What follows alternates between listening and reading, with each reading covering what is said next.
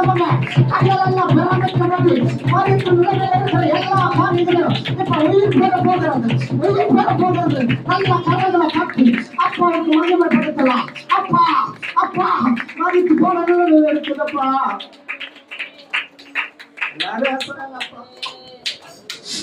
சபை சபை நாடு என்ன நிலைமையில இருக்குது? ஒளி ஒளியும் நாடு நானு வழி நடத்துறேன் இப்படி இப்படின்னு சொல்லி போனானே, எல்லாம் முடிஞ்சது. அவ்வளவுதான். எங்க தலை குனிந்தீங்களோ, எங்க அவமானப்பட்டீங்களோ, எங்க யாரெல்லாம் காரி துப்புனாங்களோ, எங்க யாரெல்லாம் கேவலமா நினைச்சாங்களோ, அந்த மரித்து போன நிலைமையில, அந்த மரித்து போன நிலைமையிலதான் கத்தர் அருகே வருகிறார்.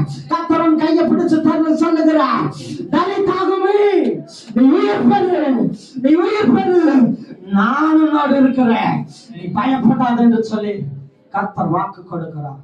மானத்தினுடைய வாக்கு தத்தத்தின்படி உன் நம்பிக்கை வீண் போகாது, உன் நம்பிக்கை வீண் போகாது, உன் நம்பிக்கை வீண் போகாது என்று சொல்லி கத்தர் அப்படியா ஒரு கரங்களை தட்டி அப்பாவுக்கு நன்றி சொல்லலாம். ஓ மகிமையின் ராஜா மகிமையோடு வருகின்றார் மேகமது, மகிமையின் ராஜா மகிமையோடு வருகின்றார்.